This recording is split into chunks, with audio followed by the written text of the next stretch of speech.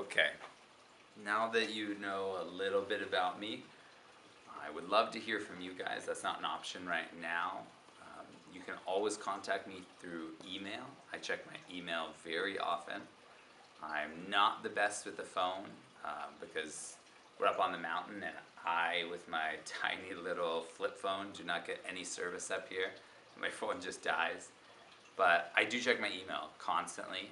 If you want to arrange a time to meet in person, or if you would like to come to Back to School night for the high school, we can meet in person then. But I would love to get to know each and every one of you throughout the year and probably future years, because I teach high school mathematics and I plan on being here for quite a while. So just to repeat kind of what I said before, I very much focus on conceptual learning. My goal, especially as a middle school science teacher, is not to imbue a bunch of facts or vocabulary to bring into high school. For me, it's really to get kids excited about science, just amazed by it, and just get in the mindset of everything around you is amazing. I mean, the trees outside, how they grow, how our body works, how this building is built, how the lights in this room work.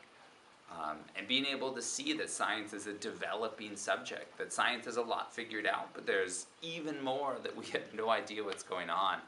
And it's constantly changing. And I mean, every day you could learn new things, and it's sharing that with the kids is really important. But then also giving them a strong foundation of understanding to take forward. The first semester this year, we're going to talk basically about biology, but really focused on the human body.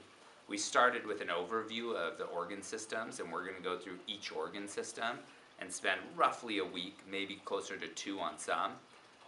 On each of we cut it into about 10 or 11 body systems. And that's going to take us until about Christmas, or until about winter break.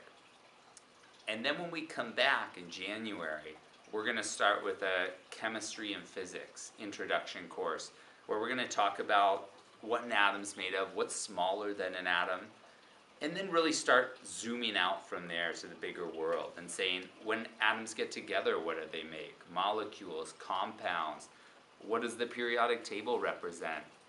And I've got a lot of fun activities that go along with that. And then we get even bigger and we start talking about states of matter. And we've got some really great projects as we start to get to fluid dynamics and pressures and heat, thermal expansion. And then we'll still end the year, we'll still do the solar cars. We'll get to some electricity and magnetism. So as an overview, we're going to start with biology for this first half of the year, and then we're going to go into chemistry and physics for the second. And my idea, again, is that when they leave this course and go into high school, they have a strong foundation of knowledge in those basic subjects, but also they just have a love for learning science, because they know that they can bring questions that they just think of outside the classroom or find elsewhere, bring it in, that can lead to really rich discussions. And I think the kids are starting to see that right now. The way the class will actually work on a day-to-day basis is there will be a lot of PowerPoints, interesting short YouTube videos, and hands-on activities. And I would say those 3 things will comprise most of what we do in class. All of their work will be kept in a science notebook. I don't really believe in sending homework home in science. Sometimes there will be projects that we'll need to bring home, or things like current events in science, they might be researching at home. But for the most part, it'll be in class, hands-on, watching videos, discussions, things like that. And I'll be grading their notebook. They keep it right behind me over here. And then there will be tests and big projects. On the syllabus, I break it down by percentages, what each is worth. I don't know what other questions people might have. The one other one I have written down is the late work policy. I know that's a popular topic. As I don't assign homework, there's not really any late homework that can be an issue. projects, if they're late and there was no, excused absence, sickness, I do accept them late, but I dock 10% for each day they're late. So, and that's down to a maximum or down to a minimum of 70%. So if somebody turns it in 3 or 4 days late and it would have gotten 100%, it gets 70. These aren't usually issues because we do a lot of this in class. But if a student is sick or absent for any reason, then it's their job to come to me and find out what we did in class, and they can have a few days to make that up. Again, since it's in class, it's not as big of a deal as if it was at home.